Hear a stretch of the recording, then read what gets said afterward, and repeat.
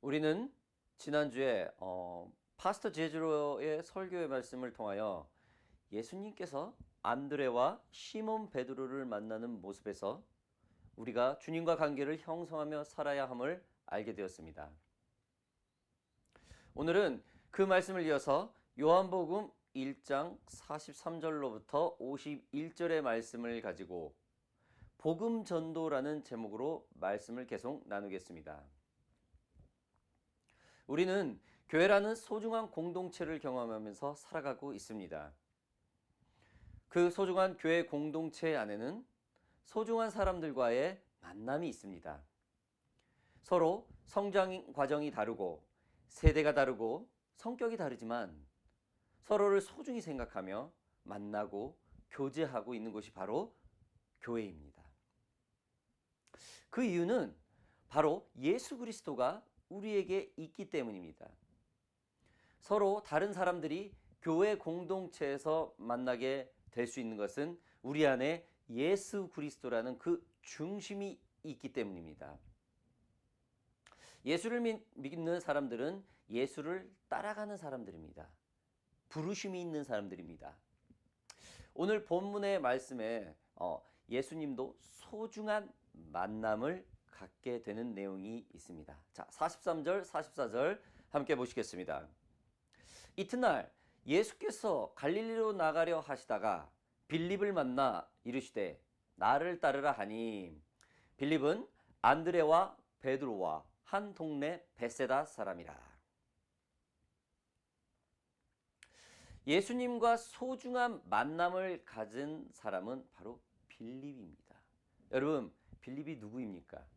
베드로와 안드레와 같이 한 동네에 있는 베세다 사람입니다. 예수님은 안드레가 예수를 전한 베드로를 만난 후 갈릴리로 나가려 하시다가 빌립을 만나게 됩니다. 빌립은 한 동네 사는 안드레와 베드로가 예수를 만났다는 소식을 듣고 예수님 근처에 와 있어서 예수님의 제자가 될 수 있었던 것입니다. 예수님의 소문을 듣고 예수님 근처에 왔던 것입니다. 어쩌면 안드레가 동생 베드로에게 예수님을 증거하는 모습을 봤을 수도 있습니다. 그래서 빌립은 예수님이 누구일까 궁금했었을 것입니다. 관심이 있었을 것입니다. 궁금증과 관심으로 새로운 만남을 얻게 되는 그런 기회를 빌립은 얻게 된 것입니다. 중요한 것은 빌립이 예수님 근처에 있었다는 겁니다. 그래서 그는 예수님과 만남을 시작으로 그의 제자들의 삶이 본격적으로 시작됩니다. 여러분, 어떠한 일이 있으시든 예수 그리스도 옆에 있으셔야 됩니다. 때로는 낭망하고 때로는 지칠지라도 어떠한 상황이라도 예수님 곁에 있어야 합니다. 말씀 계속 이어가겠습니다. 만남이라는 것은 새로움의 시작입니다. 친구들과의 만남이 그렇습니다. 결혼이라는 새로운 동반자의 만남이 그렇습니다. 직장이라는 만남이 그렇습니다. 자녀와의 만남이 그렇습니다. 이렇듯 만남은 새로운 일들의 시작을 알립니다. 우리의 믿음 생활도 이 만남이라는 것부터 시작을 합니다.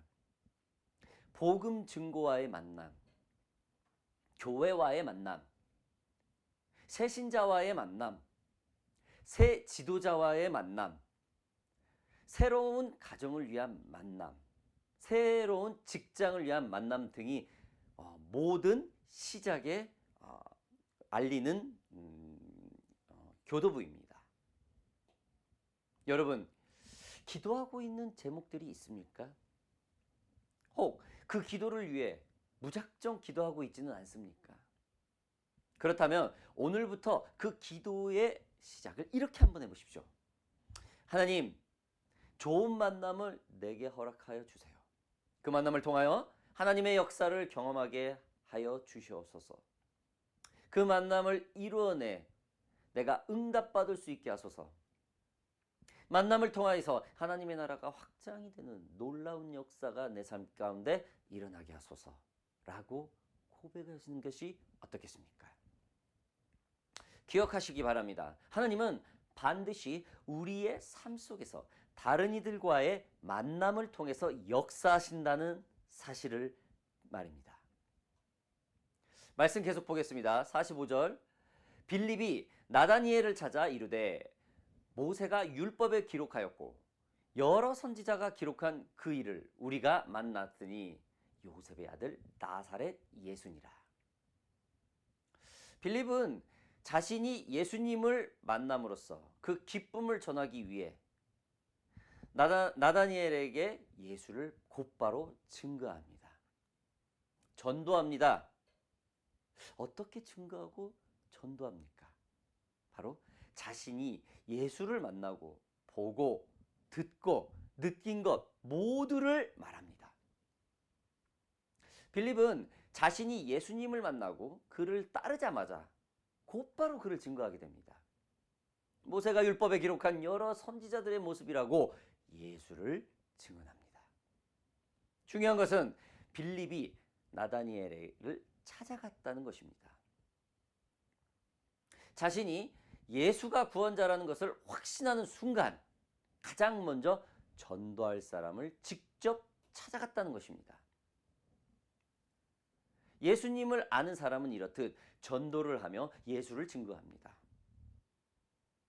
누가 시키지도 않았는데 예수를 증거하기 위해 자신의 수고와 노력을 아끼지 않습니다. 빌립이 예수님을 알자마자 이 기쁜 소식을 그의 부모도 아닌 그의 형제도 아닌 나다니엘에게 전했다는 것은 빌립의 나다니엘을 상당히 아끼고 사랑했다는 증거이기도 합니다. 마치 안드레가 그의 아끼는 친동생 베드로에게 예수를 전했듯이 말입니다. 여러분들 중에 여러분들이 진정으로 아끼고 사랑하는 친구나 가족들이 있습니까? 그들이 아직 예수를 믿지 않습니까? 여러분, 전도하세요. 꼭 전도하세요.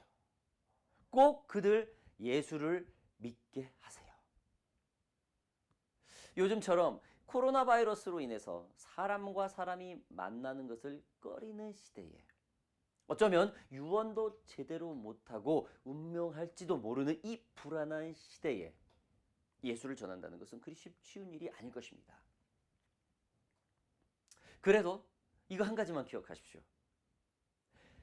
예수님을 영접하지 못하는 사람이 우리 주위에 있다면 이건 너무도 안타깝다는 사실입니다. 엊그제 저희 OPM의 티모시 전도사님의 절친한 지인의 부인이 하나님 곁으로 갔습니다. 아직 30대 중후반의 젊은 나이인데 그동안에 수년 동안 지병이 있어서 투병을 하고 있었습니다. 작년에 저희 OPM 설립 예배 때 이 부부가 오셔서 저희 진행의 모든 과정을 지켜보시고 같이 예배하고 기도해 주시고 또 마무리까지 하고 청소까지 하고 예배당 자리가 불을 끌 때까지 끝까지 함께 해준 아주 신실한 그런 젊은 부부였습니다. 그녀의 투병 소식을 들으며 저희 OPM은 기도해 왔었고 정말로 안타깝게 엊그제 소천 소식을 들었을 때 정말 모두가 슬퍼했습니다. 너무나 착하고 신실한 분이었습니다. 이렇게 이분은 그래도 예수를 믿고 신실한 분인데도 불구하고 우리 같은 지인이 가슴이 너무나 아픕니다. 너무나 안타깝습니다. 하지못해 예수를 믿지 않고 예수를 영접하지 못하고 이 땅에서 삶을 마무리하는 우리 주위 사람이 있다면 이건 정말로 안타까운 일입니다. 여러분들 그런 안타까운 일 만들지 마십시오. 여러분들 주위에 계신 분들 특히 믿지 않는 가족이나 지인들 반드시 예수를 전하십시오. 반드시 예수를 전해야 됩니다. 그래서 우리 주위에 믿지 않는 사람이 없게 해야 됩니다. 물론 예수를 믿으면서도 그 삶의 확신이 없고 믿음의 구원의 확신이 없을 수 있습니다. 그러나 그것은 교회 공동체에 함께하면서 계속 훈련되어지고 하나님을 알아가는데 만날 수 있는 기회라도 있다는 것입니다. 영접하지 않고 하나님께 간다면, 아니, 이 땅의 삶을 마무리한다면 이건 어떻게 방법이 없습니다. 여러분, 제 말 명심하시기 바랍니다. 꼭 주위 분들, 믿지 않은 분들에게 복음 전하십시오. 자, 계속해서 나다니엘이 무엇라 말하는지 계속 말씀 보겠습니다. 46절, 나다니엘이 이르되 나사렛에서 무슨 선한 것이 날 수 있느냐? 빌립이 이르되 와서 보라 하니라. 빌립이 아끼는 동료에게 참 복음을 말하지만 그 복음을 들은 나다니엘은 빌립의 말을 믿지 않습니다. 가장 아끼고 사랑하는 동료가 자신의 말을 신뢰하는 것은 당연할 것이었습니다. 나다니엘도 빌립의 말을 철저히 신뢰했을 것입니다. 그러나 이스라엘의 민족 사상인 구원자, 즉 메시아의 문제는 나다니엘에게 달랐습니다. 구원의 문제이기 때문에 사람을 신뢰하는 것만으로는 예수를 그리스도로, 즉 메시아라고는 인정하기 어려웠던 것입니다. 빌립은 자신이 가장 아끼는 동료 나다니엘에게 긴 설명을 하지 않았습니다. 그저 와서 봐라 라고만 말합니다. 그럼 예수님이 어떻게 합니까? 예수님은 곧바로 나다니엘을 만나줍니다. 47절 보겠습니다. 예수께서 나다니엘이 자기에게 오는 것을 보시고 그를 가리켜 이르시되 보라, 이는 참으로 이스라엘 사람이라 그 속에 간사한 것이 없도다. 여러분들 지금 전도하고 계시고 있는 분이 있거나 전도를 하려고 계획하고 생각하시는 분이 있습니까? 망설이지 말고 전하세요. 그리고 교회에 오라고만 말씀하세요. 여기까지가 전도자의 어쩌면은 1차적인 책무일 것입니다. 교회는 그 전도해온 분들을 잘 영접시키고 섬기고 보살피고 양육하여서 하나님을 제대로 믿을 수 있는 건강한 신실한 성도로 성장시키는 것이 교회의 할 일입니다. 교회 공동체가 해야 될 일입니다. 하나님의 역사는 우리가 예수를 증거하고자 할 때 일어납니다. 여러분 믿으시기 바랍니다. 지금 빌립이 아무 생각 없이 전도 교육도 받은 적도 없습니다. 전도라는 뜻을 전에 들은 적도 없습니다. 그저 내가 아는 예수, 이 메시아인데 이 메시아를 나의 사랑하는 친한 동료 나다니엘에게 전하고 싶은 그 열정이었습니다. 그 사랑이었습니다. 그 애틋한 마음이었습니다. 여러분들에게 그런 빌립과 같은 애틋한 마음이 있기를 주님의 이름으로 바랍니다. 계속 말씀 보겠습니다. 48절, 나다니엘이 이르되 어떻게 나를 아시나이까? 예수께서 대답하여 이르시되 빌립이 너를 부르기 전에 내가 무화나무 아래에 있을 때에 보았노라. 여러분, 누군가가 나의 선한 모습을 알아줄 때 참 기분이 좋습니다. 특히 아무도 모르게 선행을 하거나 아무도 모르게 구제를 하거나 아니면 헌금을 많이 하거나 했을 때 그 모습을 기억해 주는 사람이 있다고 생각을 해보십시오. 그 선행을 알고 있는 분이 있다고 생각을 해보십시오. 그래서 그 모습을 칭찬해 줄 때 얼마나 행복하겠습니까? 지금 빌립이 이 순간입니다. 나다니엘이 지금 이 순간입니다. 누군가가 그 전부터 나를 지켜보고 있었고 나를 알고 있었다라는 사실. 제가 어릴 적에 학업 때문에 조금 고민을 한 적이 있었습니다. 뭐 혼자 책상에서 무릎 꿇고 하나님께 절규한 적이 있었습니다. 그런데 그 기도의 어떤 결과도 어떤 응답도 받지 못했습니다. 그래서 그냥 어린 마음에 기도해도 안 되는 게 있구나. 뭐 기도하면 다 된다고 했는데 라고 혼자 조금 투덜댄 적이 잠깐 있었습니다. 훗날 하나님을 인격적으로 만나고 몇 년 동안 하나님과의 깊은 교제만을 하고 있을 때 지금 예수님을 만난 나다니엘처럼 주님께서 제게 기도 속에서 깊은 음성을 주셨습니다. 네가 혼자 책상에서 기도할 때 함께 했었다. 그 한마디 저는 한 20여 년 전 일이지만 아주 똑똑히 기억합니다. 그래서 그때 그 하나님의 음성을 들은 저는 너무나 감사했고 뭐 기도의 결과, 응답 뭐 그렇게 중요하지 않았습니다. 저도 까맣게 잊고 있었던 일을 하나님께서 기억하고 있었다는 사실. 그 어려울 때 저와 함께만 있었다는 그 기쁨이 저에게는 지체할 수 없는 기쁨이었고 만족이었습니다. 그리고 하나님께서 나에게 행하실 것들에 대한 기대가 가득 차고 잠을 잘 수가 없었습니다. 너무나 행복했습니다. 하나님이 우리를 기억하고 있다는 것은 대단히 흥분되고 상당히 신뢰의 마음을 싹트게 되는 시작입니다. 나다니엘도 이러한 흥분과 절대 신뢰 속에서 예수님께 곧장 이렇게 고백을 합니다. 49절 보겠습니다. 나다니엘이 대답하되 랍비여 당신은 하나님의 아들이시오 당신은 이스라엘의 임금이로소이다. 할렐루야. 여러분 이러한 고백은 거짓으로 나올 수가 없습니다. 예수님의 모습은 어떻습니까? 눈에 보여지는 화려한 치장도 없고 눈에 보여지는 어떤 육적인 권위도 없고 그런 아주 초라한 젊은 남자에게 그들의 민족 사상인 이스라엘 왕이다. 하나님의 아들이라는 말을 과감없이 고백한다는 것은 이거는 진정으로 하는 고백입니다.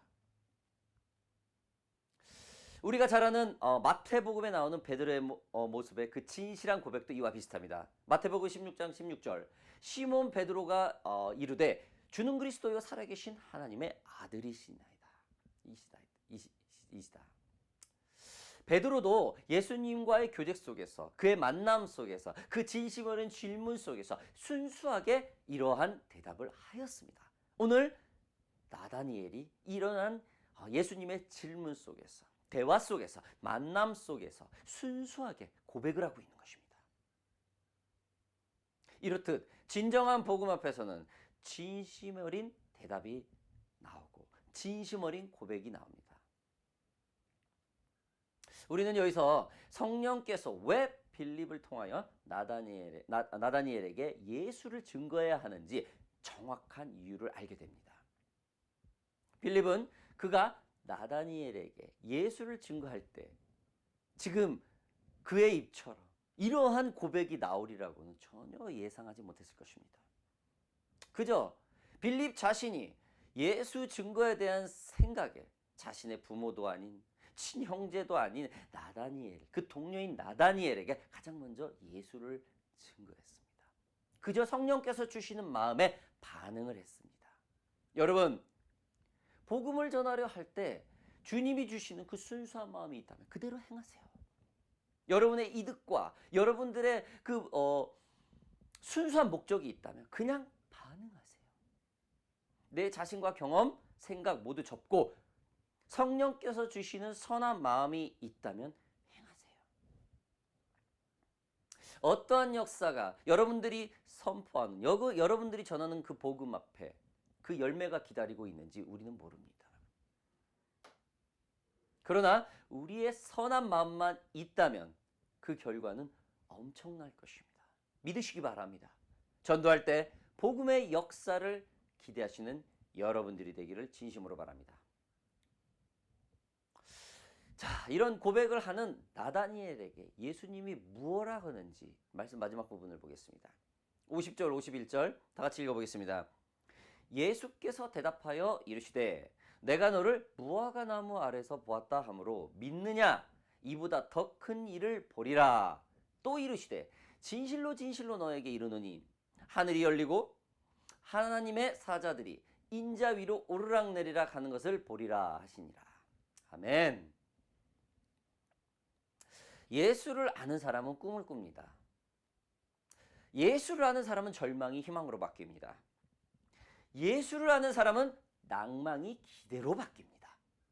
예수를 아는 사람은 미래가 희망이 됩니다. 즉, 비전을 갖게 됩니다.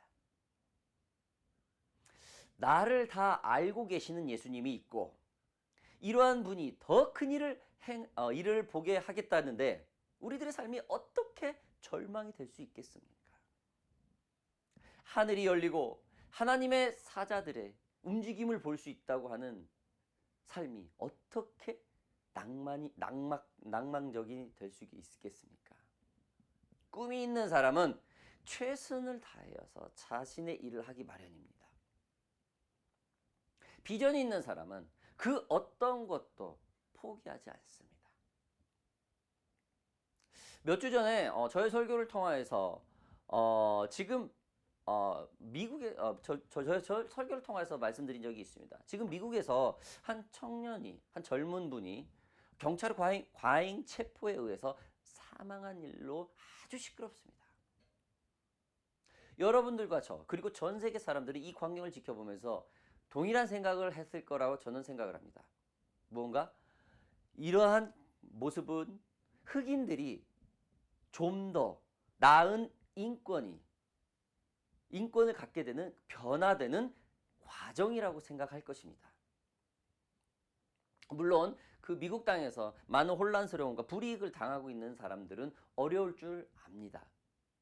그러나 이 과정이 흑인들이 좀 더 많은 인격적인 대우와 많은 관계 속에서 좋은 것을 되는 그 변화 과정이라는 사실은 부인할 수 없습니다.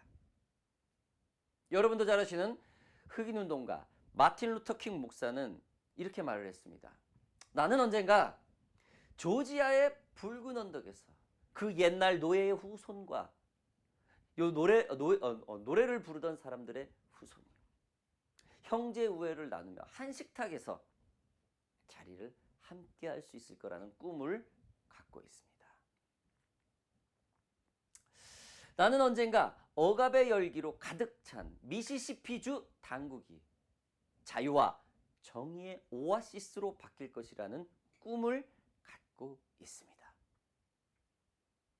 나는 내 어린 4명의 아이들이 그들이 지닌 피부색으로 분별되는 나라가 아니고 그들이 품고 있는 인격으로 판단되는 그런 나라에서 사는 날이 오리라는 꿈을 가지고 있습니다. 나는 꿈이 있습니다. 하나님의 자녀들, 흑인이든 백인이든 아시안이든 유대인이든 이방인이든 신교도인이든 구교도인이든 다 같이 손에 손을 잡고 전능하신 하나님께 감사하며 찬양하는 날에 대한 꿈을 갖고 있습니다. 할렐루야. 여러분, 비전이라는 게 이런 것입니다. 정말로 저는 오늘 본문 말씀을 설교하면서 너무나 많이 도전을 받고 너무나 많은 회개를 하게 되었습니다. 마틴 루터 킹 목사님처럼 비전을 가진 사람들은 늘 희망을 가지고 있습니다. 비전을 가진 사람들은 변화를 두려워하지 않습니다. 비전을 가진 사람은 늘 새로운 것에 도전을 합니다. 여러분, 복음을 전하세요. 예수를 전하세요. 새로운 소식입니다. 굿 뉴스. 복음입니다. 복음을 두려워하는 사람이 되지 마세요. 복음을 전하는데 어려워하는 사람들이 되지 마세요. 여러분들의 마음과 입술을 통하여서 전해지는 그 복음이 한 사람의 삶을 변화시킬 수 있습니다. 여러분들이 전하는 복음이 많은 사람의 생명을 살릴 수 있습니다. 여러분, 예수를 전하세요. 복음을 전해야 됩니다. 늘 복음을 전하려는 노력을 하세요. 생각과 마음 그리고 다짐만으로는 복음을 온전히 전할 수는 없습니다. 복음은 알고 있는 것만으로 끝나는 것이 아닙니다. 오늘 빌립처럼 복음은 다른 이에게 전해야 됩니다. 예수를 전해야 됩니다. 우리는 우리들의 입술을 통하여 다른 영혼들을 살린다는 영적인 부담을 가지고 있어야 합니다. 우리는 복음의 빚진 자의 마음을 가지고 있어야 합니다. 복음 전할 사람을 찾으세요. 복음 전할 사람을 만나세요. 복음 전할 사람에게 지금 다가가세요. 이것이 하나님으로부터 받은 비전이 있는 사람입니다. 이것이 바로 하나님의 비전입니다. 요즘처럼 활동에 제한이 되는 시기라 어렵다고만 생각하지 마세요. 전도 활동에 제한이 없던 시기에도 많은 사람들은 전도를 하지 않았어요. 많은 사람을 만날 수 없는 시기에, 지금 이러한 때에 그동안 뜸하게 연락드렸던 이들에게 연락하세요. 그리고 만나세요. 차 한 잔이라도 하세요. 그리고 예수를 전하세요. 그들이 예수를 믿는 사람인지 아니면은 혹시라도 전에 믿었다가 그 신앙을 잃어버린 사람이라든지 지금 전하세요. 반드시 예수님이 일하실 것입니다. 예수님이 모르던 사람들이 예수를 알게 될 것입니다. 믿음을 잃어버린 사람들이 다시 회복해서 하나님을 찬양할 것입니다. 여러분 믿으시기 바랍니다. 말씀을 마무리하겠습니다. 오늘은 너무나도 소중하게 그 복음에 대해서 말씀을 살펴봤습니다. 소중한 OPM 예배에 참석하신 여러분들, 예수님은 우리들의 만남을 통하여 역사하십니다. 우리들의 삶의 새로운 만남을 통하여서 새로운 일들을 일어나게 하십니다. 빌립은 예수님을 만나서 그의 친한 동료 나다니엘에게 증거했습니다. 처음에는 빌립이 증거하는 말을 믿지 않았던 나다니엘도 예수님을 하나님의 아들이자 이스라엘 왕으로 고백하는 하나님의 놀라운 역사가 그에게 일어났습니다. 비전을 갖게 된 것입니다. 우리의 삶도 마찬가지일 것입니다. 우리가 이미 예수를 누군가에 전해 듣고 믿었다면 예수를 다른 이에게 전해야 될 것입니다. 그러면은 그 복음을 붙든 사람은 반드시 하나님께서 역사하실 것입니다.